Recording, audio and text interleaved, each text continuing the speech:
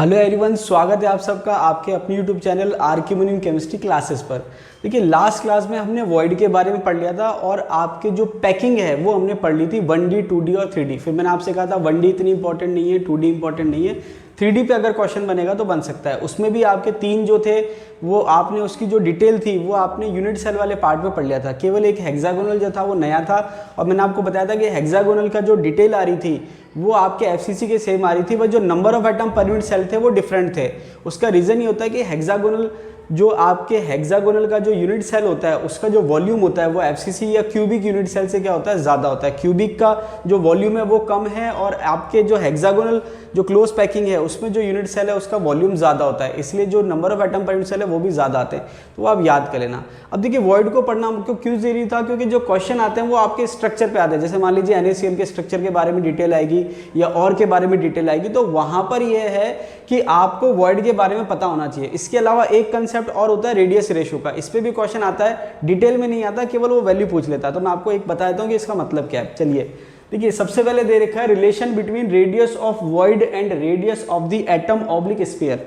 इसका मतलब क्या हुआ कि एक तो हमने बात करी थी वॉइड की, तो अगर हम माने कि भाई वॉइड को स्पेस है तो उसकी जो रेडियस है वो क्या होगी। अब देखिए, अब आप ये मत कहना कि सर टेट्राहेड्रल वॉइड का मतलब ये होता है कि वॉइड की शेप टेट्राहेड्रल है, ऐसा जरूरी नहीं है। वॉइड को शेप हम एक तरह से स्फेरिकल मान रहे हैं, समझ में आ रही बात। वॉइड हम क्या मान रहे हैं, स्फेरिकल। अगर हम कह रहे हैं टेट्राहेड्रल मतलब टेट्राहेड्रल एनवायरनमेंट है उसके एटम का, तो वॉइड की रेडियस दूसरा किसकी, एटम या स्फीयर की रेडियस। समझ में आई बात। इन दोनों में रिलेशन क्या है, तो अब आप खुद ऐसे समझिए। जैसे मान लीजिए अगर मैं एफसीसी के पैकिंग फ्रैक्शन की बात करूं, किसकी बात करूं, एफसीसी के पैकिंग फ्रैक्शन की बात करूं, तो 74% पैकिंग है, फ्रैक्शन है। इसका मतलब 74% जो एरिया है या जो वॉल्यूम है, एरिया नहीं सॉरी, जो वॉल्यूम है वो एटम ने कवर कर रखा है। बचा कितना, 26%।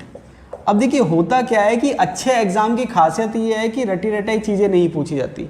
अगर मान लीजिए वो ऐसे क्वेश्चन पूछे कि एफसीसी यूनिट सेल में जो खाली स्पेस है जो एटम द्वारा घिरी हुई नहीं है वो कितने % है, तो आप सोचेंगे क्या क्वेश्चन पूछ लिया, हम तो हमको आता ही नहीं है। क्यों? क्योंकि हमने केवल ये रट रखा है कि एफसीसी का पैकिंग फ्रैक्शन कितना होता है, 74%, लेकिन उसका मतलब क्या वो हमें पता नहीं है। तो अगर मैं उसकी लैंग्वेज को घुमा दूं तो आंसर हो जाएगा 26%। अब आप इसको ऐसे समझिए कि 74% जगह भरी हुई है, स्पेस भरी हुई है, और 26% खाली है, तो ज़्यादा कौन सी हुई, जो स्पेस भरी हुई है। तो कहने का मतलब जो स्पेस भरी हुई है तो वो एटम की वजह से उसकी रेडियस ज़्यादा होगी, और जो स्पेस खाली है वो कम है तो उसकी रेडियस कम होगी। तो इसको आप ऐसे समझिए कि आपने कोई स्केलेटन बनाया फुटबॉल से, तो फुटबॉल बड़ी बड़ी है, तो अब जो फुटबॉल के बीच में जो जगह खाली है उसमें आप दूसरी फुटबॉल फिट नहीं कर सकते, उसमें आप या तो क्रिकेट बॉल फिट कर सकते हैं या कंचो फिट कर सकते हैं। तो कहने का मतलब ये है कि जो स्पेस खाली है उसमें आप क्रिकेट बॉल फिक्स कर सकते हो। तो जो स्पेस है उसकी जो रेडियस है वो कम है, और जो बड़ी आपने फुटबॉल ली उसकी स्पेस ज़्यादा है या रेडियस ज़्यादा है। तो अब यहाँ पर रिलेशन क्या होगा कि जो आपके स्फीयर की रेडियस है वो ज़्यादा है और वॉइड की रेडियस कम है। अब वॉइड की रेडियस क्या होगी, अब देखिए अगर हम बात करें वॉइड की, तो ये आपके वॉइड की जो रेडियस है ये आपको याद करनी है। वैसे कोई पूछता नहीं है, लेकिन एक रफ आइडिया, ये भी आपको कहाँ हेल्प करेगा, यहाँ रेडियस रेशो में हेल्प करेगा। तो आपके टेट्राहेड्रल वॉइड की जो रेडियस है, अगर हम बात करें आइडियल वैल्यू की, अगर हम बात करें तो ये है, टेट्राहेड्रल वॉइड की जो रेडियस है वो है 0.225। ऑक्टाहेड्रल वॉइड की जो रेडियस है वो है 0.414। उसके बाद क्यूबिक वॉइड की जो रेडियस है वो है 0.732। इसका मतलब ये हुआ कि आपके टेट्राहेड्रल वॉइड की जो रेडियस है वो काफ़ी कम है। उसके बाद ऑक्टाहेड्रल वॉइड की जो रेडियस है वो उससे ज़्यादा है।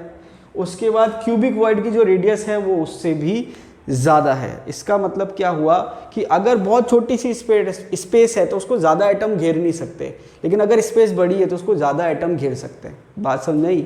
इसको आप ऐसे समझो कि मैंने कहा कि ये कोई स्पेस है, तो इसको आप एटम से घेरोगे तो जैसे मान लीजिए 3 एटम से ही भर गई। अब कोई बड़ी स्पेस है तो इसको आप जब घेरोगे तो उसमें ज़्यादा एटम काम आ जाएंगे। समझ में आ रही बात। तो जितनी बड़ी स्पेस है वो ज़्यादा एटम से घिर सकती है। तो आप देखोगे कि टेट्राहेड्रल का कोऑर्डिनेशन नंबर कम होता है तो उसकी रेडियस कम है, फिर ऑक्टाहेड्रल की और फिर टेट्राहेड्रल की। अब आपको ध्यान क्या रखना है, आपको ध्यान ये रखना है कि ऑक्टाहेड्रल की जो रेडियस है वो 0.414 है, और क्यूबिक की कितनी है 0.732, और टेट्राहेड्रल की कितनी है 0.225। मेनली आपको ध्यान रखनी है इनकी, ऑक्टाहेड्रल की और क्यूबिक की, तो 0.414 आर और 0.732 आर। अब इसका जो है इंपॉर्टेंस क्या है, इसकी इंपॉर्टेंस ये कि जैसे मैंने आपको स्टार्टिंग में भी कहा था कि कई बार क्या होता है कि हम पूरा सॉलिड स्टेट पढ़ लेते हैं लेकिन हमारे दिमाग में कन्फ्यूजन रहता है, कंसेप्ट क्लियर नहीं रहते हैं। वो दिक्कत क्या आती है कि कई बार क्या होता है वो स्ट्रक्चर पूछता है, जैसे मान लीजिए कि स्ट्रक्चर पूछता है कि इसकी स्ट्रक्चर क्या होगी, तो हम कहते हैं एफसीसी होगी, बीसीसी होगी, ये सिंपल क्यूबिक होगी। तो वो जो हम बात कर रहे हैं वो स्केलेटन की बात करते हैं। स्केलेटन मतलब जो आपकी यूनिट सेल है बेसिक, उसकी बात करते हैं। लेकिन जैसे हम आयनिक कंपाउंड की बात करते हैं वहाँ पर उसमें एक एडिशनल चीज़ ऐड हो जाती है। क्या ऐड हो जाती है कि जैसे मान लीजिए NaCl है, अभी हम पढ़ेंगे डिटेल में, एक एग्जाम्पल समझने के लिए ले लेते हैं। जैसे NaCl है, अब यहाँ पर क्या होता है कि एक होता है कैटायन और एक होता है एनायन। पीरियोडिक टेबल में हम पढ़ेंगे कि भाई कैटायन और एनायन में रेडियस का क्या डिफरेंस होता है। अगर हम बात करें कैटायन की रेडियस की कंपैरिजन की, तो सिंपल एटम से या न्यूट्रल एटम के कंपैरिजन में कैटायन की रेडियस कम होती है और एनायन की रेडियस ज़्यादा होती है। तो बाय डिफ़ॉल्ट हमको एक चीज़ याद रखनी है कि कैटायन का जो साइज़ होता है वो छोटा होता है, एनायन का साइज़ बड़ा होता है।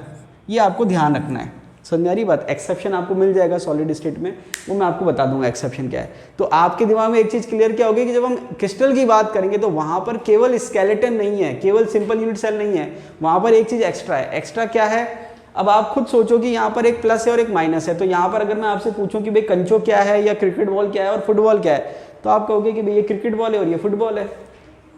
तो क्रिकेट बॉल से आप कोई घर बनाओ, उसमें फुटबॉल एडजस्ट कर सकते हो क्या? नहीं कर सकते। तो आपको घर किससे बनाना है? फुटबॉल से। फुटबॉल का मतलब नेगेटिव आयन। घर का मतलब मैं क्या कह रहा हूँ, बेसिक स्केलेटन। बेसिक स्केलेटन का मतलब आपके यूनिट सेल कौन सा होगा, सिंपल, बीसीसी या एफसीसी। तो मेरी बात, तो जो बेसिक स्केलेटन है वो किससे बनाओगे? नेगेटिव आयन से। अब होता क्या है कि कोई मान लीजिए एग्जांपल आप पढ़ते हो, जब यूनिट सेल पढ़ते हो तो आपने मान लीजिए कोई मेटल का एग्जांपल पढ़ लिया कि जैसे मान लीजिए एक्स कोई मेटल है, उसकी स्केलेटन ये होती है, उसकी स्ट्रक्चर ये होती है। तो वहाँ पर जब आप वहाँ पर मेटल की बात करो तो वहाँ पर केवल मेटल है, वहाँ पर वॉइड में कुछ भी नहीं है, खाली है। लेकिन जब आप आयनिक क्रिस्टल की बात करें तो वहाँ पर स्केलेटन तो है ही है, साथ में वॉइड में क्या प्रेजेंट है? कैटायन। तो यहाँ पर जो नेगेटिव आयन है वो स्केलेटन बनाता है। क्या बनाता है? स्केलेटन। स्केलेटन का मतलब सिंपल यूनिट सेल लिख देता हूँ। स्केलेटन का मतलब यूनिट सेल कौन सा होगा? स्केलेटन का मतलब क्या है? यूनिट सेल कौन सा होगा? Simple, BCC, FCC. और भी वैरायटी होती है, उतनी हमको जरूरत नहीं है। तो स्केलेटन जो बना रहा है, जो बेस जो बना रहा है, जो मेन घर जो बना रहा है, वो कौन बना रहा है? Negative ion. और उसमें जो जगह स्पेस बच रही है उसमें कौन फिट हो रहा है? Positive ion. उसमें कौन फिट हो रहा है? Positive ion. तो देखिए यहाँ पर एक चीज क्लियर होगी कि जो आपके बेसिक यूनिट सेल है वो नेगेटिव आयन बनाएगा और जो वॉइड है उसमें कैटायन जाएगा। क्यों? क्योंकि एनायन का साइज बड़ा है और कैटायन का साइज छोटा है। एक चीज क्लियर होगी। एक्सेप्शन है, उसकी बात अभी हम नहीं कर रहे, बाद में देखी जाएगी। तो ये चीज हमको क्लियर हो गई। अब आपको क्या करना है कि बेसिक स्केलेटन आपने बना दिया। अब होगा क्या, वहां पर वॉइड प्रेजेंट है, तो वॉइड का जो साइज है वहां पर कैटायन का साइज अगर उससे मैच होगा तो उसके अकॉर्डिंग उसमें फिट हो जाएगा। तो यहाँ पर एक नया कंसेप्ट आता है रेडियस रेशो का।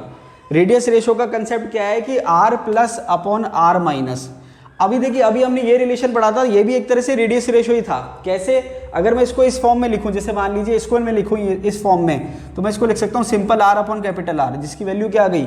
0.414। तो ये भी एक तरह से क्या है? रेशो ही है रेडियस का। लेकिन यहाँ पर ये रेशो किसका है? वॉइड की रेडियस और टोटल एटम की रेडियस। अब यहाँ पर हम इसको ऐसे कह रहे हैं रेडियस रेशो के फॉर्म में, तो जो वॉइड है उसकी जगह कौन आ गया? कैटायन आ गया। और जो आपके सिंपल एटम में कह रहा था उसकी जगह एनायन आ गया। अब यहाँ पर एक चीज़ क्या ध्यान रखनी है कि जो वॉइड की रेडियस है, अगर कैटायन का साइज उससे छोटा है तो वो उसमें फिट नहीं होगा, वो थोड़ा लूज रहेगा, तो पैकिंग सही नहीं होगी, वो स्ट्रक्चर फिक्स नहीं रहेगा। तो इसका मतलब ये हुआ कि जो कैटायन की रेडियस है, इसका मतलब क्या हुआ कि जो कैटायन की रेडियस है वो या तो इक्वल होगी या ग्रेटर देन होगी किसके? वॉइड की रेडियस से।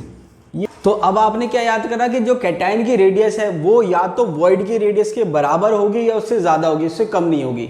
तो अब यहाँ पर ये जो रेडियस रेशो है उसका कंसेप्ट आपको क्लियर हो गया कि रेडियस रेशो का मतलब क्या है? कैटायन की रेडियस डिवाइडेड बाय एनायन की रेडियस। अब यहाँ पर रेडियस रेशो देख लेते हैं। तो रेडियस रेशो जो है वो एक रेंज आती है। क्या आती है?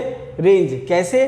ट्राइंगुलर के लिए, टेट्राहेड्रल के लिए, ऑक्टाहेड्रल के लिए और क्यूबिक के लिए। अब रेंज क्यों आ रही है? क्योंकि मैंने आपसे कहा कि कैटायन की रेडियस जो है या तो वॉइड की रेडियस से बराबर होगी या उससे ज़्यादा होगी, तो उसके अकॉर्डिंग ही रेंज आ रही है। अब जैसे अगर मैं बात करूं 0.155 से लेके 0.255, ये एक रेंज दे रखी है किसकी? रेडियस रेशो की। किसकी? रेडियस रेशो की। तो ये कह रहा है कि अगर ये रेंज होगी तो कोऑर्डिनेशन नंबर 3 होगा। टाइप ऑफ वॉइड क्या होगी? ट्राइंगुलर। और एग्जाम्पल क्या हो गया? B2O3। उसके बाद अगर रेडियस रेशो है 0.225 से लेके 0.414 तो कोऑर्डिनेशन नंबर होगा 4 और टाइप ऑफ वॉइड होगा टेट्राहेड्रल। और उसके बाद दे रखा है example zinc sulphide, sodium oxide, calcium fluoride और डायमंड। तो यहां पर ये एग्जांपल आप ध्यान रख सकते हो। समझ आ रही बात? ये एग्जांपल आप ध्यान रख सकते हो। अब इसका भी आपको हिंट भी दूंगा। अब इसके बाद दे रखा है 0.414 से लेके 0.732 कोऑर्डिनेशन नंबर 6 और octahedral, sodium chloride, potassium chloride और सिल्वर क्लोराइड। ये भी आपको ध्यान रखना है, ये इंपॉर्टेंट एग्जांपल है।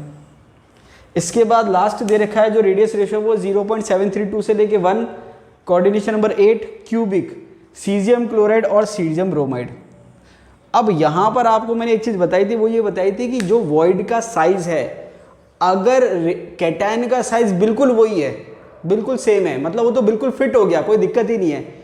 और अगर कैटायन का साइज छोटा है तो वो उसमें एडजस्ट नहीं होगा, वो हिलेगा डुलेगा तो पैकिंग अच्छी नहीं होगी। इसका मतलब अगर कैटायन की रेडियस छोटी है तो वो उसमें फिट नहीं होगी, वो फिर जाएगी अगले में। अब इसका मतलब क्या हुआ कि कैटायन की जो रेडियस है वो तो या तो वॉइड की रेडियस के बराबर हो और या फिर ज्यादा हो। तो आइडियल कंडीशन जो है वो, बेस्ट कंडीशन जो है वो क्या है कि जो कैटायन की रेडियस है वो वॉइड की रेडियस के बराबर हो जाए। समझ में आ रही बात? बेस्ट जो कंडीशन है आइडियल वो क्या है कि कैटायन की रेडियस जो है वो वॉइड की रेडियस के बराबर आ जाए। इसके अलावा अगर हम कहें कि थोड़ा डिस्टॉर्शन की बात करें तो उसमें कैटायन की रेडियस वॉइड से ज्यादा हो सकती है, कम नहीं हो सकती। अब आपने यहाँ पर रिलेशन पढ़े थे टेट्राहेड्रल वॉइड के, ऑक्टाहेड्रल वॉइड के और क्यूबिक वॉइड के। तो आप जो है अगर मान लीजिए आपको 1-2 याद करने तो आप इसको भले एक बार छोड़ दो, इन दोनों को याद कर लो। 4.414 वैसे तो तीनों याद करने, फिर भी आप ध्यान रखो तो 225, 414 और 732 पॉइंट के बाद। अब आप इसको देखो कि मैंने एक समझने के लिए ये रेफरेंस ले लिया 0.414। इसका मतलब ये हुआ कि रेडियस रेशो अगर 0.414 होगा भाई, क्योंकि दोनों बराबर हो गए, तो रेडियस रेशो अगर 0.414 होगा तो वो आइडियल कंडीशन है किसके लिए? ऑक्टाहेड्रल के लिए। तो आप देखोगे ये रही ऑक्टाहेड्रल का है, ये रहा, ये ऑक्टाहेड्रल की कंडीशन आ गई। अब आप ये मत बोलना कि सर ये तो देखो 0.414 यहाँ भी है और 0.414 यहाँ भी है। अगर हमसे कोई पूछ ले कि सर 0.414 रेडियस रेशो किसका होगा, तो हम कंफ्यूज हो जाएंगे कि ये भी है और ये भी है। तो आप ध्यान रखना, ये लोअर वाला ध्यान रखना है आपको। ये तो क्या होता है, रनिंग में डेटा लिखा हुआ होता है, इसलिए इस फॉर्मेट में लिखना पड़ता है। तो आपको ध्यान रखना है कि अगर 0.414 दे रखा है रेडियस रेशो तो वो ये वाला माना जाएगा, ना कि ये वाला।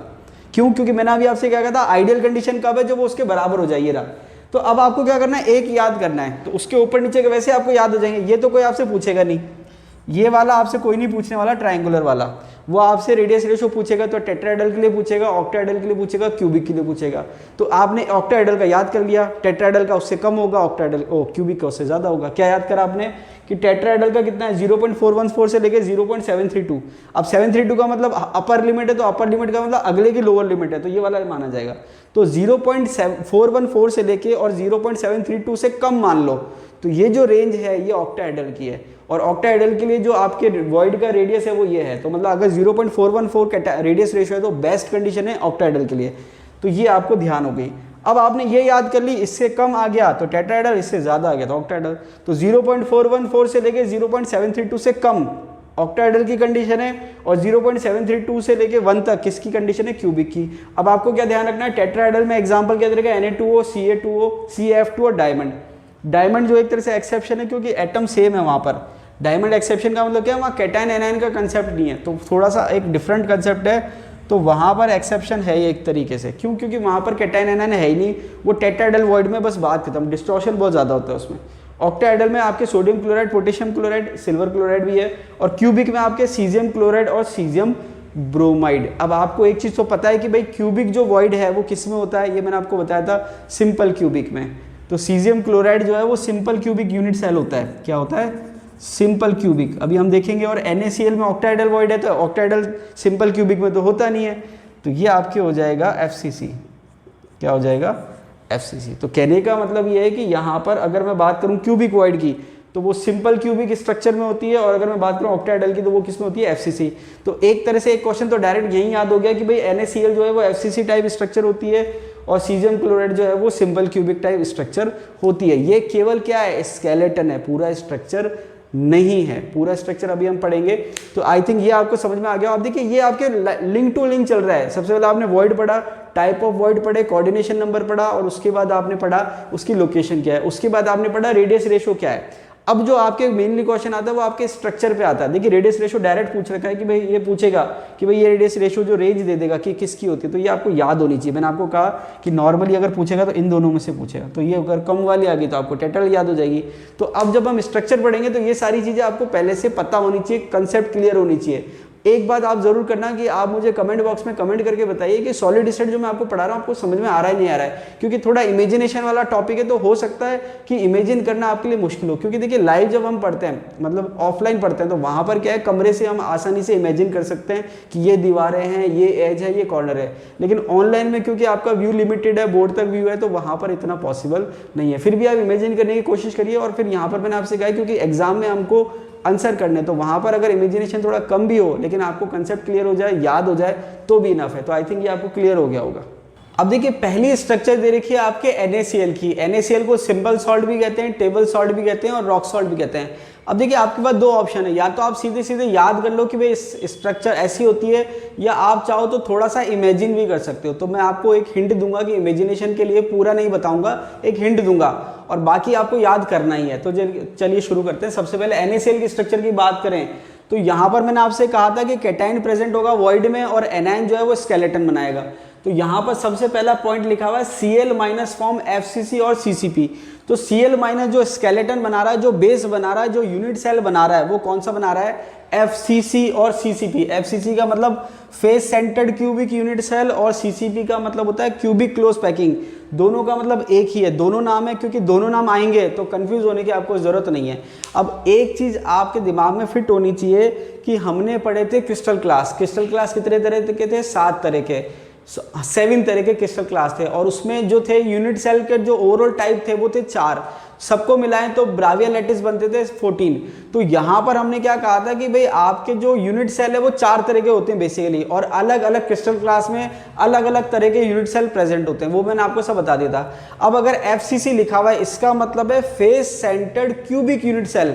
इसका मतलब क्या है, दो इंफॉर्मेशन है, एक तो ये फेस सेंटर्ड है, क्या है, फेस सेंटर्ड है, मतलब यूनिट सेल का टाइप क्या है, फेस सेंटर्ड। और FCC का मतलब है face centred cubic unit cell. मतलब इसमें दो चीजें पता है, एक तो क्रिस्टल क्लास क्या है, क्यूबिक, और दूसरा क्या है कि जो यूनिट सेल है वो फेस सेंटर्ड है। तो यहाँ पर FCC का पूरा मतलब है face centred cubic unit cell. इसका मतलब ये हुआ कि इसमें दो चीज आपको पता चल गई।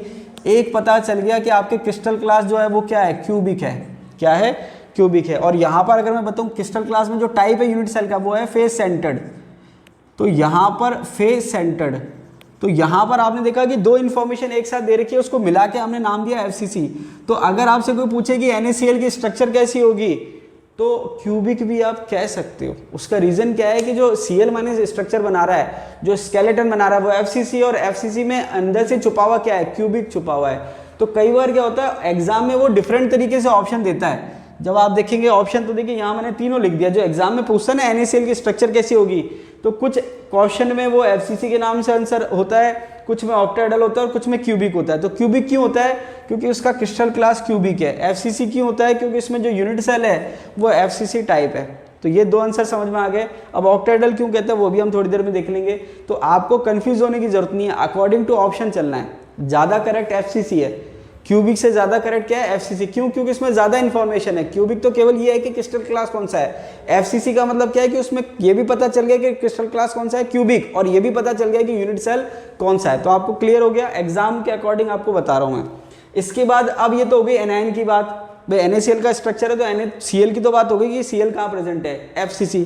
अब FCC में आपको ये बताने की जरूरत नहीं है कि भाई FCC स्केलेटन का मतलब क्या होता है, एटम कहाँ कहाँ प्रेजेंट होते हैं। एटम प्रेजेंट होते हैं कॉर्नर पे और फेस के सेंटर पे। तो अगर ये आप स्ट्रक्चर देखेंगे तो यहाँ पर मैंने आपको Cl- की स्ट्रक्चर शो कर रखी है। कॉर्नर पे क्या है Cl- और फेस के सेंटर पे क्या है Cl-। तो आपको टोटल यहाँ पर कितने Cl- दिख रहे हैं, 8 तो कॉर्नर पे हो गए और 6 फेस पे हो गए, 14 आपको Cl- दिख रहे हैं। कितने Cl- दिख रहे हैं, 14। समझ में आ रही बात, ये दिखाई देने की बात हो रही है, पर यूनिट सेल की बात नहीं हो रही, कंट्रीब्यूशन की बात नहीं हो रही। इस आपके एक जो यूनिट सेल दिखाई दे रहा है उसमें कितने Cl- दिख रहे हैं, 14। अब इसके बाद अगर हम बात करें Na+ की, तो Na+ present in octahedral void. इसी लाइन के लिए, इसी चीज के लिए मैंने आपको वॉइड पढ़ाया था पिछली क्लास में, कि जब आपके स्ट्रक्चर में लिखा हुआ होगा कि भाई ये इस वॉइड में प्रेजेंट है, तो वहाँ पर उसकी लोकेशन आपको बताने की ज़रूरत नहीं होनी चाहिए कि इसकी लोकेशन क्या होगी। अब जैसे यहाँ लिखा हुआ है सोडियम जो है ऑक्टाइडल वॉइड में प्रेजेंट है, तो ऑक्टाइडल वॉइड में प्रेजेंट है तो आपको पहले ये पता होना चाहिए कि ऑक्टाइडल वॉइड होता किस में और कहाँ होता है। किस में होता है, एफसीसी स्केलेटन है, दे रखा है, कोई दिक्कत नहीं है। अब ऑक्टाइडल वॉइड की लोकेशन क्या होती है ये मैंने आपको लास्ट में बताया था। तो यहाँ पर अगर आपको ध्यान हो तो ऑक्टाइडल वॉइड दो जगह होता है, एक तो होता है एज सेंटर, क्या होता है एज के सेंटर पे, और दूसरा क्या होता है बॉडी के सेंटर पे। दूसरा क्या होता है बॉडी के सेंटर पे, सारे यूनिट सेल की बॉडी के सेंटर पे नहीं, एफसीसी के बॉडी के सेंटर पे, ये आपको ध्यान रखना है। तो यहाँ पर मैंने क्या कहा, Na+ की लोकेशन क्या है ऑक्टाइडल वॉइड में, ऑक्टाइडल वॉइड की लोकेशन क्या है एज सेंटर और बॉडी सेंटर। तो अगर मैं यहाँ पर Na+ शो करने लगूँ तो ये आप देखोगे कि ये इसकी एज का सेंटर हो गया, छोटा डॉट बना देता हूँ, छोटा डॉट Na का और उसका बड़ा डॉट, ये सोडियम हो गया एक एज, ये आपके दूसरा सोडियम हो गया दूसरी एज, ठीक है, ये दूसरा सोडियम हो गया। ऐसे आप सारी एज पे बनाओगे तो ये एक हो गया, ये एक हो गया, ठीक है। यहाँ पर बनाओगे तो ये एक हो गया, ये एक हो गया, यहाँ पर बनाओगे तो ये एक हो गया, ये एक हो गया। अब देखिए कौन सी एज बच गई, इसके अलावा एक सेंटर में हो जाएगा, ये एक हो गया। समझ आ रही बात। तो यहाँ पर आपने क्या देखे कि आप जब सोडियम को गिनोगे तो टोटल आपके एज कितनी है 12, तो 12 Na+ तो आपको एज पे दिख जाएंगे और एक का दिखेगा बॉडी के सेंटर में, तो टोटल 13 Na+ होंगे।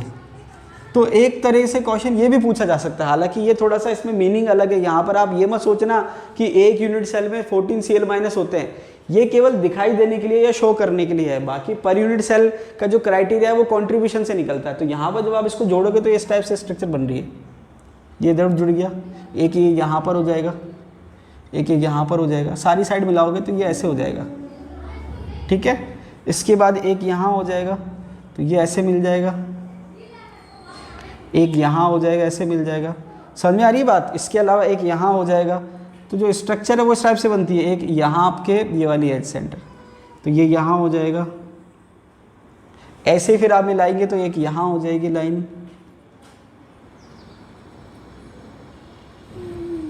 एक आपके यहाँ हो जाएगी, ये एक एज सेंटर हो जाएगा। समझ में आ रही बात। तो ये आप जब स्ट्रक्चर बना रहे हो ओवरऑल, ये फेस का सेंटर है तो ये आपके ऐसे, ठीक है, और इसको आप ओवरऑल मिलाएंगे तो ये आपके ऐसे।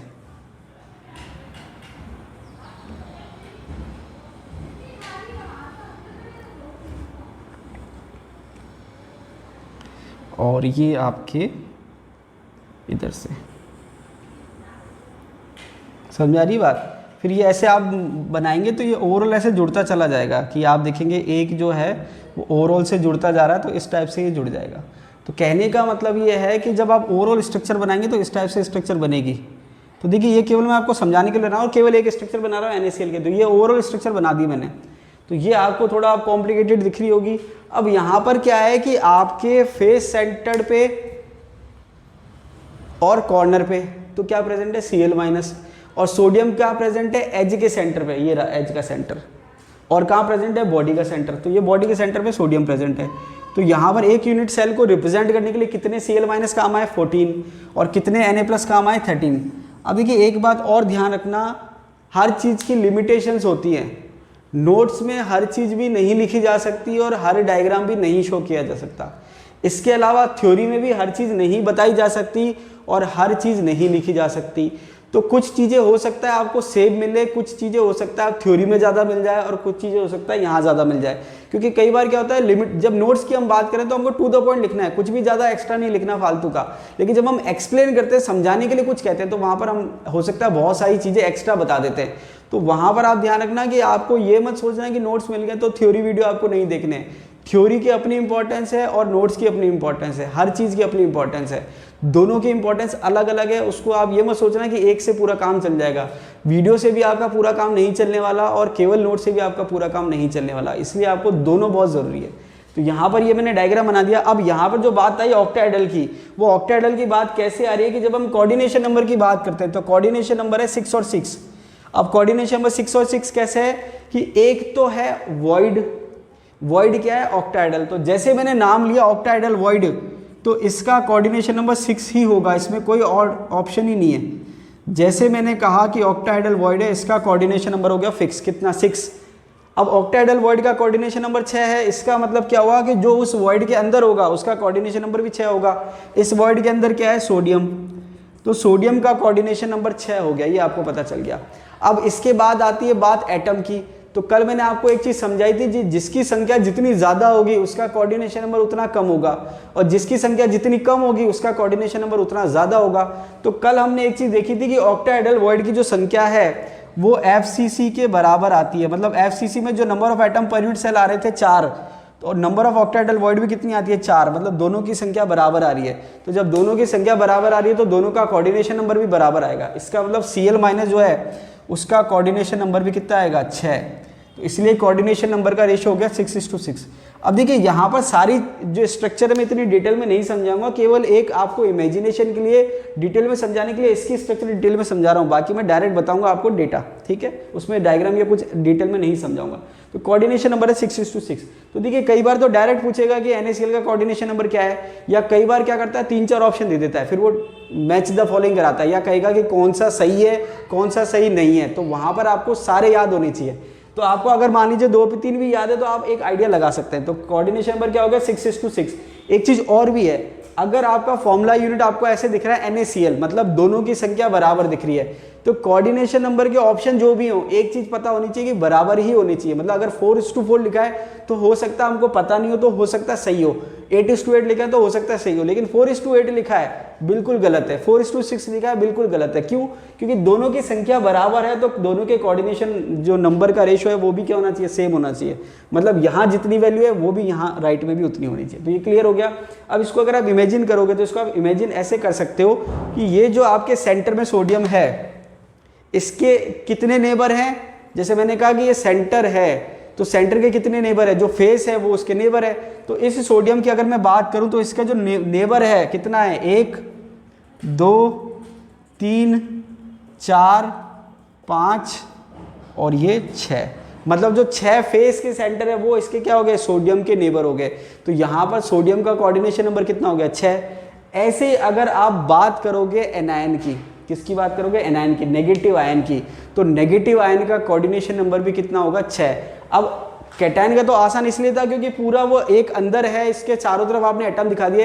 एनायन में क्या होगा कि पूरे आपके यहाँ दिखेंगे नहीं, आपको दूसरे यूनिट सेल में जाना पड़ेगा तब आपको 6 दिखेंगे।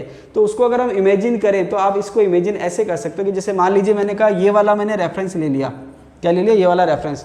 तो इसके कोऑर्डिनेशन नंबर कितना आ रहा है, इसको मैंने लिख दिया 1, इसको मैंने लिख दिया 2, इसको मैंने लिख दिया 3 और इसको मैंने लिख दिया 4। अब आप सोचेंगे 4 ही आ रहा है, लेकिन केवल एक यूनिट सेल थोड़ा ना होता है स्ट्रक्चर में। तो इसको आप ऐसे समझो कि ये जो कमरा है, ये मान लीजिए कमरे की ये वाली दीवार है, तो ये जो सेंटर वाला है इसको आप ऐसे समझो कि ये कमरे की एक दीवार है, ठीक है। अब ये जो सेंटर में है ये तो हो गया फेस सेंटर का एटम।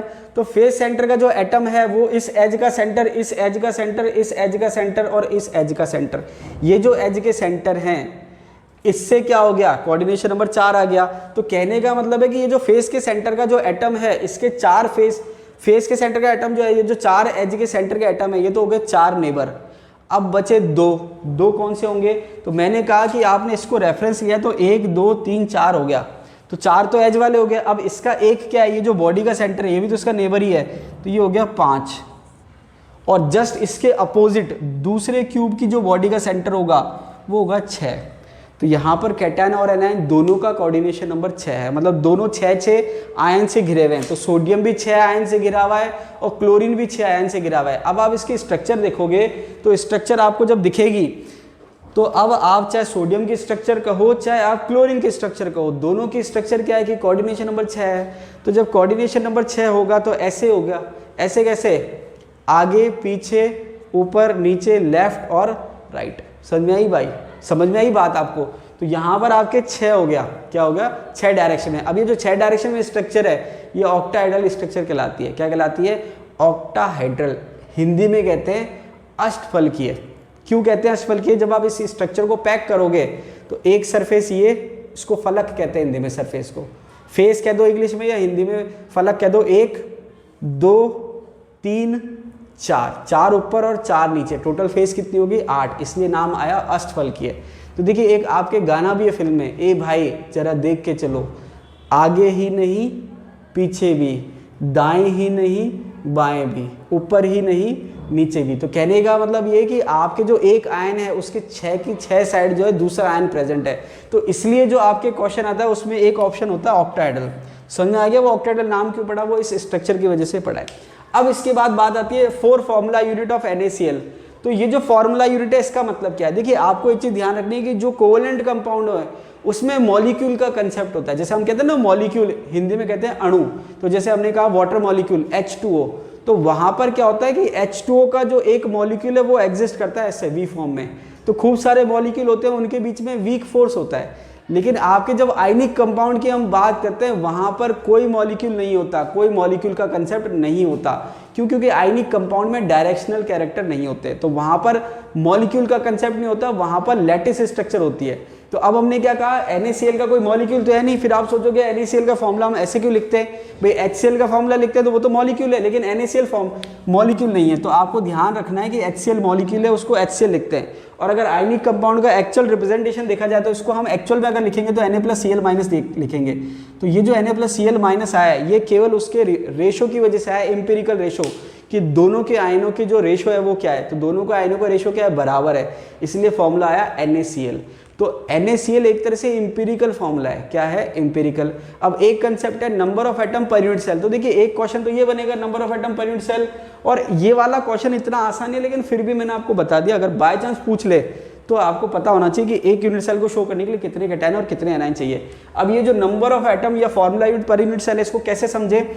इसको आपको सिंपल सा ये समझना है कि भाई आपको मैंने बताया था कि वो कहे कि भाई कोई भी, अब देखिए यहाँ पर तो NaCl है, 4 फॉर्मूला यूनिट है। अगर मान लीजिए वो आपसे कहता है A और B है, उसका फॉर्मूला बताओ क्या होगा। तो देखिए वो क्या होगा फॉर्मूला, जैसे मान लीजिए यहाँ पर 4 फॉर्मूला यूनिट की बात हो रही है, तो मान लीजिए पहले मैंने कहा Cl-, तो जैसे आपने Cl- कहा उसकी स्केलेटन के FCC, और FCC में नंबर ऑफ एटम पर यूनिट सेल कितने होते हैं? 4।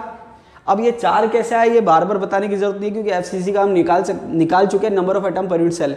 तो यहाँ पर स्केलेटन कौन बना रहा है? Cl-, तो Cl- स्केलेटन बना रहा है, इसलिए number of Cl- ion per unit cell कितने हो गए? 4। अब बात आई Na+ की। तो जैसे ही अगर बात करें Na+ की, तो Na+ किसमें? ऑक्टाहेड्रल वॉइड में। और हमने ऑक्टाहेड्रल वॉइड की संख्या निकाली थी number of octahedral void per unit cell FCC में, तो वो भी 4 आ रहा था। वापस से मैं बता देता हूँ कैसे आ रहा है। चलिए Cl- भी बता देता हूँ। Cl- कहाँ प्रेजेंट है? फेस के सेंटर पे। और कहाँ प्रेजेंट है? कॉर्नर पे। तो कॉर्नर का 8 कॉर्नर है, और एक कॉर्नर का कॉन्ट्रीब्यूशन 1/8 प्लस फेस कितनी है? 6। एक फेस का कॉन्ट्रीब्यूशन 1/2।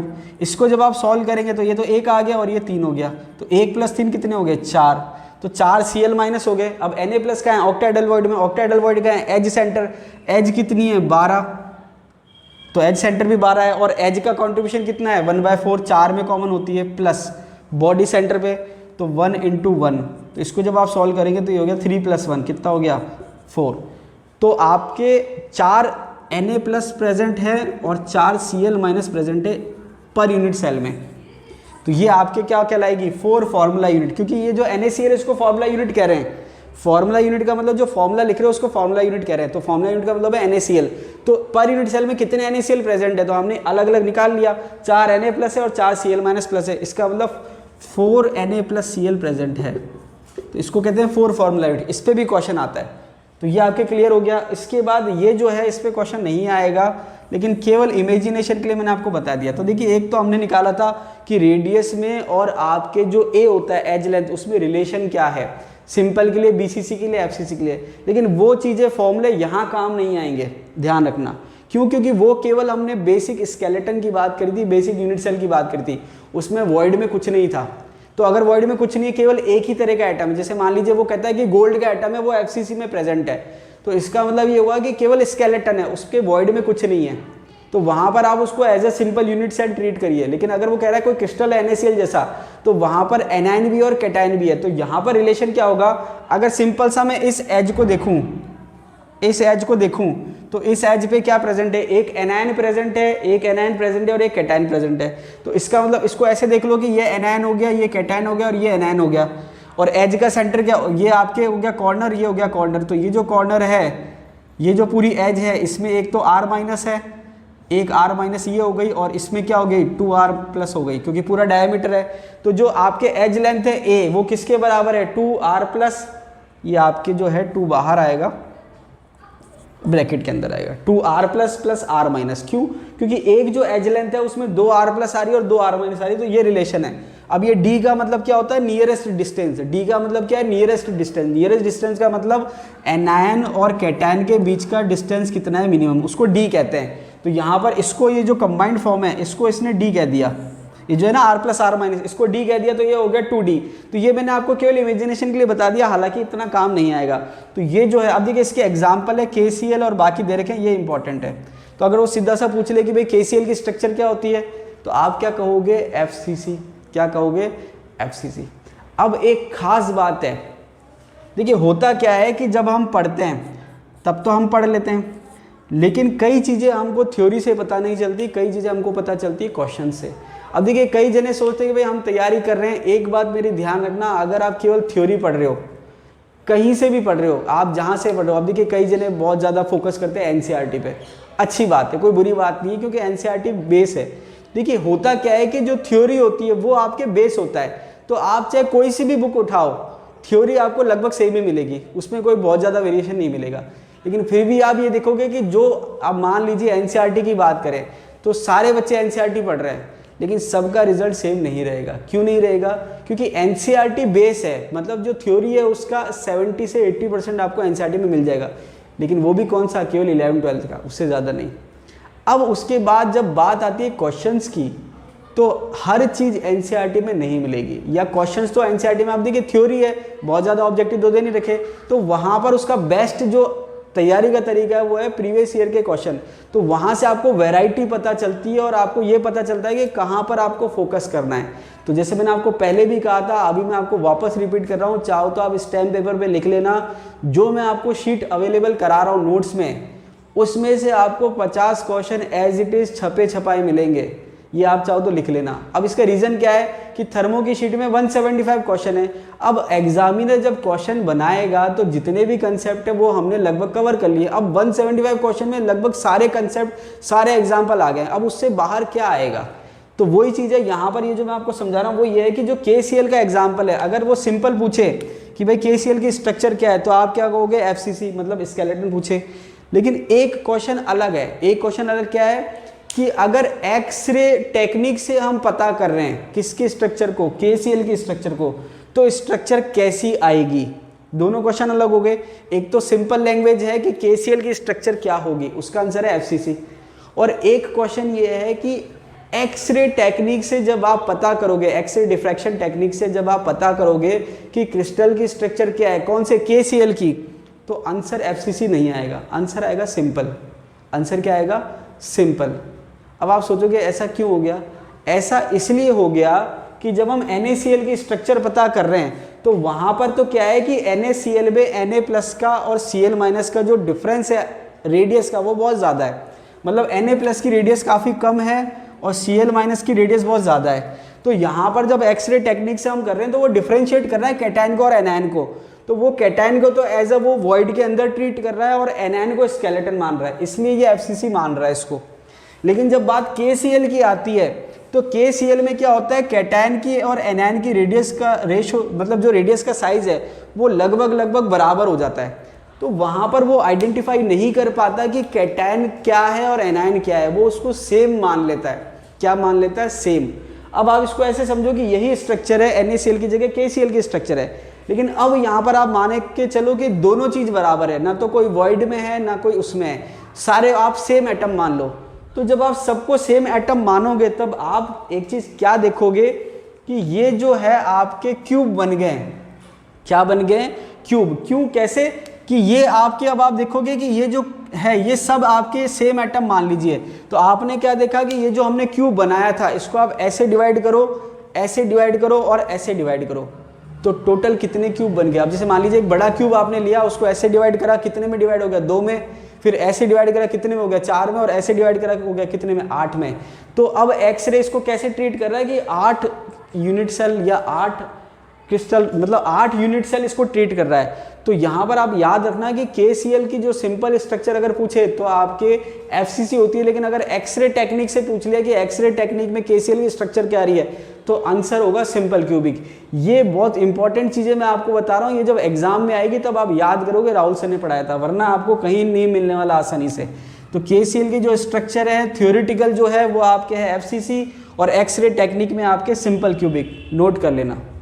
अब देखिए NaCl को तो हमने बहुत डिटेल में पढ़ लिया क्योंकि उस पर क्वेश्चन भी ज़्यादा आते हैं। अब हम केवल काम की बात पढ़ेंगे और आप याद कर लेना, और इमेजिन आप करना चाहो तो अपने लेवल पे आप इमेजिन कर सकते हो। अब देखिए नेक्स्ट जो स्ट्रक्चर है वो है स्ट्रक्चर ऑफ सीजियम क्लोराइड। अब सीजियम क्लोराइड के बारे में हमको क्या पता होना चाहिए और क्या क्या क्वेश्चन आते हैं।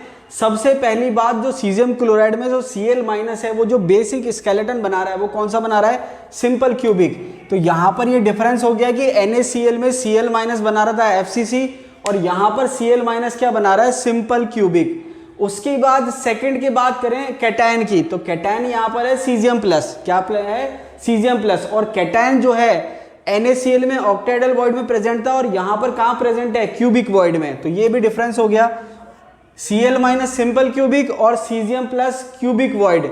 इसके बाद कोऑर्डिनेशन नंबर की अगर हम बात करें तो कोऑर्डिनेशन नंबर का जो रेशो है वो है 8:8, ठीक है। उसके बाद अगर हम बात करें 1 formula unit of caesium chloride is present per unit cell. तो ये सारी चीजें आपको याद करनी है। अब ये तो आपको डायरेक्ट याद करनी है कि Cl माइनस सिंपल क्यूबिक में होगा, और फिर आपको पता है कि सिंपल क्यूबिक में कौन सी वॉइड प्रेजेंट होती है, क्यूबिक वॉइड, जबकि टेट्राहेड्रल और ऑक्टाहेड्रल वॉइड किसमें प्रेजेंट होती है, FCC में। तो जैसे मैंने कहा सिंपल क्यूबिक वॉइड हो गई क्यूबिक वॉइड, तो सीजियम कहाँ जाएगा, क्यूबिक वॉइड में जाएगा। तो ये सब इंटर रिलेटेड है। अब बात आई कोऑर्डिनेशन नंबर की, तो जैसे ही मैंने कहा क्यूबिक वॉइड, तो क्यूबिक वॉइड का कोऑर्डिनेशन नंबर होता है 8, और वॉइड के अंदर क्या प्रेजेंट है, कैटायन। कैटायन कौन सा, सीजियम, तो सीजियम का भी और कोऑर्डिनेशन नंबर क्या हो गया, 8। अब अगर मैं बात करूं Cl माइनस की, तो एक, अब जैसे मैंने बात करी क्यूबिक वॉइड की, तो क्यूबिक वॉइड के बारे में हमने पढ़ा था कि जितने नंबर ऑफ एटम पर यूनिट सेल आते हैं उतनी ही नंबर ऑफ क्यूबिक वॉइड आती है। तो अगर आप सिंपल की बात करोगे तो नंबर ऑफ एटम पर यूनिट सेल सिंपल क्यूबिक में कितने आते हैं, 1। और क्यूबिक वॉइड जब हमने पढ़ी थी उसमें हमने number of cubic void per unit cell निकाले थे, तो वो भी कितनी आ रही थी, 1। तो दोनों की संख्या बराबर आ रही है, और अगर संख्या बराबर होती है तो उनका कोऑर्डिनेशन नंबर भी बराबर होता है। तो यहाँ पर आप देखेंगे कि जो Cl माइनस है उसका कोऑर्डिनेशन नंबर भी क्या आएगा, 8 आएगा। समझ में आ रही है बात, इसका कोऑर्डिनेशन नंबर भी क्या आएगा, 8 आएगा। इसको आप ऐसे समझ लो कि बॉडी के, सिंपल क्यूबिक की बॉडी के अंदर जो है वो आपके सीजियम प्रेजेंट है, तो 8 कॉर्नर जो हैं वो उसके कोऑर्डिनेशन नंबर डिसाइड कर रहे हैं, मतलब एक कैटायन को 8 एनायन ने घेर रखा है। ऐसे ही आपके एक कॉर्नर जो है अगर हम याद करें तो एक कॉर्नर कितने में कॉमन होता है, 8 क्यूब में कॉमन होता है। तो वैसे ही आप इसको ऐसे समझ सकते हो कि एक कॉर्नर 8 क्यूब में कॉमन है, और 8 क्यूब के सेंटर पे क्या प्रेजेंट है, ऑक्टाइडल क्यूबिक वॉइड, या फिर आप कह सकते हो सीजियम। तो वो 8 सीजियम से घिरा हुआ है। जैसे भी आप चाहो इमेजिन कर सकते हो, नहीं तो डायरेक्ट याद कर लो, कोई प्रॉब्लम नहीं है। उसके बाद 1 formula unit of caesium chloride कैसे आया, कि अगर मैं बात करूं सीजियम की, तो सीजियम कहाँ प्रेजेंट है, क्यूबिक वॉइड में। क्यूबिक वॉइड कहाँ है, बॉडी के अंदर, तो 1 × 1 सिंपल सा है, कितना आ गया, 1 सीजियम प्लस 1 सीजियम प्लस, ठीक है। इसके बाद अगर मैं बात करूं Cl माइनस की, तो Cl माइनस क्या है, सिंपल क्यूबिक। सिंपल क्यूबिक का मतलब कहाँ प्रेजेंट है, कॉर्नर पे। कॉर्नर का मतलब 8 इंटू, ये 1:1 है, 8 × 1/8 = 1 Cl माइनस। तो कितनी फॉर्मूला यूनिट हो गई, 1। तो ये आपके बिल्कुल बेसिक सी चीज़ें हैं, ये आपको आनी चाहिए। कई बार वो सिंपल, अब वो क्या करेगा, 4 एग्जांपल देगा, कोऑर्डिनेशन नंबर का कहेगा कौन सा सही है कौन सा गलत है। तो NaCl में कोऑर्डिनेशन नंबर का रेशियो क्या है, 6:6, यहाँ पर क्या है 8:8। तो यहाँ पर हर छोटी छोटी चीज़ें जो है उस पर क्वेश्चन बन सकता है। तो सॉलिड स्टेट देखा जाए तो अपने आप में बहुत ईजी टॉपिक नहीं है, बहुत टिपिकल टॉपिक है। अगर आप ढंग से नहीं पढ़ोगे तो क्वेश्चन आपका छूट जाएगा। अब देखिए सोडियम क्लोराइड और सीजियम क्लोराइड पे तो काफ़ी क्वेश्चन एग्जाम में पूछे गए, लेकिन इन पर बहुत ज़्यादा क्वेश्चन डायरेक्टली नहीं पूछे जाते हैं। लेकिन जब आपको वो कॉम्बिनेशन देता है कोऑर्डिनेशन नंबर के, तो वहाँ पर ये एग्जाम्पल ज़रूर इंक्लूड किए जाते हैं। तो यहाँ पर आपको इनकी पूरी स्ट्रक्चर की डिटेल नहीं पता हो तो कोई दिक्कत नहीं है, लेकिन आपको कोऑर्डिनेशन नंबर पता होना चाहिए। अब देखिए यहाँ पर अगर हम बात करें फॉर्मूला की, तो NaCl का फॉर्मूला क्या था, एक Na और एक Cl। सीजियम क्लोराइड का फॉर्मूला क्या था, एक सीजियम और एक क्लोरीन। तो वहाँ पर कोऑर्डिनेशन नंबर बराबर में चलेगा, जैसे NaCl का 6:6 है और सीजियम क्लोराइड का 8:8 है, लेकिन यहाँ बराबर नहीं चलेगा। तो देखिए यहाँ पर कैल्शियम फ्लोराइड जो है कैटायन 1 है, एनायन 2 है, और यहाँ पर सोडियम ऑक्साइड है कैटायन 2 है, एनायन 1 है। तो यहाँ पर मैंने आपसे कहा था कि जब संख्या बराबर होती है तो कोऑर्डिनेशन नंबर बराबर होता है, लेकिन जब संख्या बराबर नहीं होती तो कोऑर्डिनेशन नंबर भी बराबर नहीं होता है। तो यहाँ पर फ्लोरीन की संख्या डबल है कैल्शियम से, तो यहाँ पर इसका कोऑर्डिनेशन नंबर आधा होगा किसकी तुलना में, कैल्शियम की तुलना में। ये बेसिक कंसेप्ट है, मेंटल एबिलिटी कह सकते हैं इसको। और यहाँ पर सोडियम ऑक्साइड की बात करें तो सोडियम की संख्या डबल है तो उसका कोऑर्डिनेशन नंबर आधा होगा, और ऑक्सीजन की संख्या आधी है तो उसका कोऑर्डिनेशन नंबर डबल होगा। तो केवल आपको क्या ध्यान रखना है कि कोऑर्डिनेशन नंबर जब मैं बात कर रहा हूँ तो इसका है 8:4 सॉरी। क्यों? क्योंकि जब हम कोऑर्डिनेशन नंबर का रेशियो लिख रहे हैं तो कैटायन/एनायन लिख रहे हैं, पहले कैटायन लिख रहे हैं बाद में एनायन लिख रहे हैं। तो कैटायन जो है उसकी संख्या कम है, कोऑर्डिनेशन नंबर ज़्यादा है, तो कैल्शियम का कितना हो गया 8, और फ्लोरीन जो है उसकी संख्या ज़्यादा है तो कोऑर्डिनेशन नंबर हो गया आधा, कितना हो गया 4। ये आपको ध्यान रखना है। तो कैल्शियम का है 8 और F- का है 4।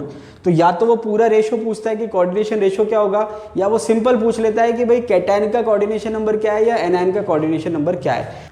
अब देखिए इस पे जो क्वेश्चन बनेगा वो बनेगा आपके कोऑर्डिनेशन नंबर पे, जो मैंने आपको बता दिया। इसके अलावा अगर हम देखें तो जो इनका नाम दे रखा है, तो देखिए कैल्शियम फ्लोराइड जो है उसकी स्ट्रक्चर को हम क्या कहते हैं, फ्लोराइड स्ट्रक्चर, और जो सोडियम ऑक्साइड है उसकी स्ट्रक्चर को कहते हैं एंटी फ्लोराइड स्ट्रक्चर। इसका मतलब ये हुआ कि दोनों की स्ट्रक्चर क्या होती है, अपोजिट होती है। अब ऐसा क्यों है वो हम देख लेते हैं। तो यहाँ पर आपके जो स्केलेटन है वो कौन बना रहा है, कैल्शियम, और वॉइड में कौन प्रेजेंट है, F-। अब आप इसको सिंपल ऐसे देखिए कि एक आपके कैटायन है और 2 एनायन है, इसका मतलब एनायन की संख्या दुगनी है। तो हमने एक चीज़ देखी थी कि ऑक्टाहेड्रल वॉइड जो है वो आपके एटम के बराबर आती है, क्यूबिक वॉइड जो है वो एटम के बराबर आती है, लेकिन जो टेट्राहेड्रल वॉइड है वो आपकी संख्या में डबल आती है एटम की तुलना में। तो जैसे आपने लिखा कैल्शियम फ्लोराइड, आपको एक चीज़ पता चल गई कि इसकी संख्या डबल है, मतलब ये टेट्राहेड्रल वॉइड में होना चाहिए। और टेट्राहेड्रल वॉइड किस में प्रेजेंट होती है, FCC में। तो ये क्लियर हो गया कि जो आपके संख्या में दुगना है वो तो टेट्राहेड्रल वॉइड में है, और दूसरा क्या बना रहा है, FCC या स्केलेटन बना रहा है। तो एक मैंने आपसे क्या कहा था कि मैक्सिमम केस में 99% में स्केलेटन नेगेटिव आयन बनाता है, लेकिन कुछ अपवाद भी हैं। तो वो आपके अपवाद ये है, क्योंकि यहाँ पर स्केलेटन कौन बना रहा है, कैटायन, और वॉइड में कौन प्रेजेंट है, एनायन। क्यों? क्योंकि यहाँ पर कैटायन का साइज बड़ा है, एनायन का साइज छोटा है। तो ये एक अपवाद है। इसके अलावा अगर बात करें तो यहाँ पर जो है सेम चीज़ है, नेगेटिव आयन जो है स्केलेटन बना रहा है FCC और CCP, और जो पॉजिटिव आयन है वो वॉइड में प्रेजेंट है, टेट्राहेड्रल वॉइड में।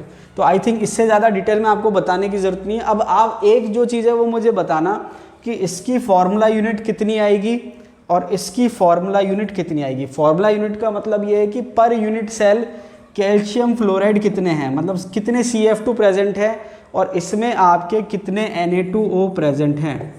तो देखिए आप क्या करते हैं कि आप वीडियो तो देखते हैं लेकिन रिप्लाई नहीं करते हैं। अगर मैं कोई क्वेश्चन पूछता हूं तो आपको रिप्लाई करना है, तो उससे मुझे पता चलेगा कि आप रेस्पॉन्स दे रहे हैं, वरना तो फिर वीडियो बनाने का कोई मतलब नहीं है, कोई फ़ायदा नहीं है। ठीक है, तो यहाँ पर ये आपके दे रखा है कैल्शियम फ्लोराइड और ये दे रखा है सोडियम फ्लोराइड। फिर मान लीजिए मैं वीडियो नहीं बनाऊंगा तो आप मुझे कमेंट करेंगे कि सर आप अगला वीडियो कब अपलोड करोगे, वीडियो क्यों नहीं बना रहे हो, क्लास क्यों नहीं ले रहे हो। तो अगर आप चाहते हो कि मैं रेगुलर क्लास लूँ और रेगुलर वीडियो बनाऊं, तो आपको जब मैं कोई क्वेश्चन पूछूं वीडियो में तो उसका मुझे आंसर मिलना चाहिए, तब तो रेगुलर वीडियो अपलोड करूंगा। और मान लीजिए आंसर नहीं मिला तो फिर आपके हो सकता है वीडियो आना बंद हो जाए। ठीक है, तो ये आपके इसको मुझे बताना फॉर्मूला यूनिट क्या होगा। अब देखिए यहाँ पर जो 2 एग्जाम्पल और बचे हैं उसमें वो बहुत ज़्यादा स्ट्रक्चर ना पूछ के केवल एग्जाम्पल पूछता है, लेकिन थोड़ा सा मैंने आपको हिंट के लिए एक आइडिया दे दिया है। तो जैसे मान लीजिए परवोस्काइड स्ट्रक्चर है, तो परवोस्काइड स्ट्रक्चर से रिलेटेड वो सिंपल पूछ सकता है कि भाई फॉर्मूला क्या होगा या कौन शो करेगा इस टाइप की स्ट्रक्चर। तो परवोस्काइड स्ट्रक्चर के लिए जो बेसिक फॉर्मूला होता है वो होता है AbO3। क्या फॉर्मूला होता है, AbO3। A और B कैटायन है और ऑक्सीजन आप जानते हो O2- है, ऑक्साइड आयन है। और इसका जो एग्जाम्पल है परवोस्काइड स्ट्रक्चर का वो है CaTiO3 या BaTiO3। अब देखिए बेसिक सी चीज़ें, इससे ज़रूरी है वो सॉलिड स्टेट के स्ट्रक्चर वाइज क्वेश्चन पूछे, वो ऑक्सीडेशन स्टेट पूछ सकता है। कैसे कि अगर मान लीजिए ऑक्सीजन की मैं बात करूं इस केस में, तो एक ऑक्सीजन -2 है और 3 ऑक्सीजन है, तो 3 - 2 कितने हो गए, -6। और क्योंकि स्ट्रक्चर न्यूट्रल है तो इसका मतलब +6 होनी चाहिए। तो यहाँ पर कैल्शियम जो है वो 2+ हो जाएगा और Ti जो है वो 4+ हो जाएगा, और ऑक्सीजन क्या है 2-। तो कुछ भी क्वेश्चन पूछा जा सकता है। तो यहाँ पर आपको क्या ध्यान रखना है, परवोस्काइड स्ट्रक्चर क्या होती है, AbO3, और एग्जाम्पल क्या है CaTiO3 और BaTiO3। इसके बाद थोड़ी सी अगर डिटेल की बात करें तो यहाँ पर एक्चुअल में स्ट्रक्चर क्या है कि क्योंकि सिंपल एक केटायन एक एनायन तो है नहीं, तो यहाँ पर मिक्स है, तो यहाँ पर जो स्केलेटन बना रहा है वो A और O मिलके बना रहे हैं। क्या है, A और O मिलके स्केलेटन बना रहे हैं। A जो है वो कहाँ पर प्रेजेंट है, कॉर्नर पे। O जो है वो कहाँ प्रेजेंट है, एट ईच फेस सेंटर।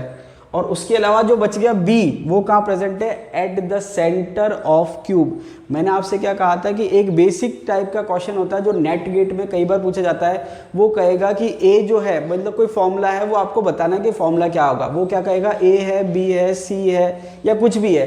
तो जैसे मान लीजिए इसने कहा A, B और O है, ये इसने दे दिया। अब ये फॉर्मूला तो अब मैंने आपको पहले लिख दिया। अगर मान लीजिए फॉर्मूला नहीं लिखता तो वो अगर ऐसे सिंपल क्वेश्चन दे कि A जो है वो कहाँ प्रेजेंट है, एट ईच कॉर्नर, O जो है वो कहाँ प्रेजेंट है, एट ईच फेस सेंटर, और B जो है वो कहाँ प्रेजेंट है, at the centre of cube. तो बताइए फॉर्मूला क्या होगा।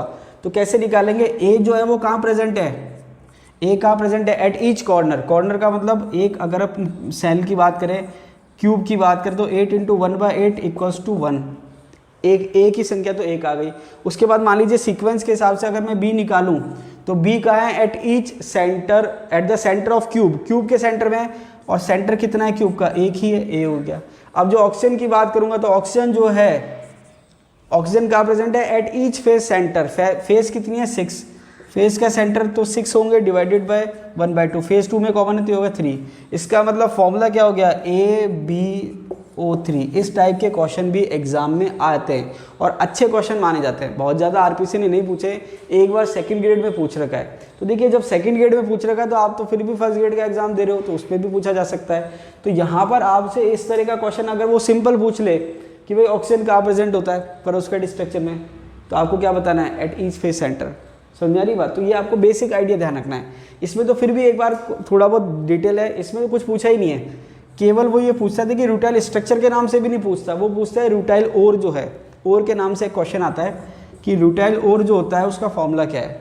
आंसर क्या होगा, TiO2। कई बार आ चुका है। देखिए कुछ क्वेश्चन क्या होते हैं, आरपीसी के फेवरेट होते हैं, उनको लेना देना नहीं है कौन से टॉपिक का है, कौन से टॉपिक का नहीं है, अच्छा है नहीं है। कुछ क्वेश्चन फिक्स हो जाते हैं, पैट क्वेश्चन हो जाते हैं कि ये मान लीजिए घूम फिर के किसी न किसी एग्जाम में आते रहते हैं। उसमें से एक है रूटाइल। अब अगर मान लीजिए आपने रूटाइल नाम सुना है तो अच्छी बात है, नहीं सुना तो आप सोचोगे क्या क्वेश्चन पूछ लिया। तो ये क्वेश्चन अब जिसने पुराने पेपर देखे उसको तो बार बार पढ़ के घिसा पिटा क्वेश्चन याद हो जाता है। अगर मान लीजिए आपको कोई पता ही नहीं टॉपिक क्या चल रहा है तो भी आप बार बार देखेंगे रूटाइल और TiO2, रूटाइल और TiO2, आपको याद हो जाएगा। यही फायदा होता है प्रैक्टिस का। तो जितनी आप प्रैक्टिस करोगे उतना बढ़िया है। एक बात और ध्यान रखना कि नॉर्मली जब हम रिवीजन करते हैं तो हम केवल थ्योरी का रिवीजन करते हैं। मेरी मानो तो आप थ्योरी का रिवीजन भले कम करना, लेकिन क्वेश्चन का रिवीजन ज़्यादा करना। क्यों? क्योंकि जब आप क्वेश्चन का रिवीजन करोगे तो ऑटोमेटिक थ्योरी रिवाइज हो जाएगी, लेकिन जब आप थ्योरी का रिवीजन करोगे तो ऑटोमेटिक क्वेश्चन रिवाइज नहीं होंगे। इसलिए थ्योरी से ज़्यादा क्वेश्चन इंपॉर्टेंट हैं, लेकिन क्वेश्चन सॉल्व करने के लिए थ्योरी क्लियर होनी चाहिए। इसलिए पहले थ्योरी पढ़ो, क्वेश्चन सॉल्व करो, थ्योरी पढ़ो, क्वेश्चन सॉल्व करो। जितनी प्रैक्टिस करोगे उतना ही बढ़िया है। और दूसरी बात यह है कि कभी भी आप ये वेट मत किया करो कि आगे कितना कोर्स हो गया या कितना कोर्स होगा तब रिवीजन करेंगे। आपका टारगेट ये है कि टाइम आधा आधा चलना चाहिए, डेली का अलग या जो टॉपिक करंट में चल रहा है वो अलग और रिवीजन अलग। और साथ में जीके की भी तैयारी आपकी लगभग हो चुकी होनी चाहिए। मैंने आपसे पहले ही कहा था कि जीके की तैयारी आप पहले कर लेना, ताकि आपको बाद में केमिस्ट्री के लिए टाइम कम अगर पड़े तो वहाँ पर जीके को आपको थोड़ा सा कॉम्प्रोमाइज़ करना पड़ेगा जीके के टाइम में। तो आपके जो स्ट्रक्चर है वो लगभग कंप्लीट हो गए हैं। 2 स्ट्रक्चर बच रहे हैं, एक डायमंड का और एक ग्रेफाइट का। तो आज का वीडियो क्योंकि बहुत लेंथी हो गया है तो उन 2 स्ट्रक्चर को हम पढ़ेंगे नेक्स्ट वीडियो में। आप मुझे कमेंट करके ज़रूर बताइए कि आपको वीडियो कैसा लगा।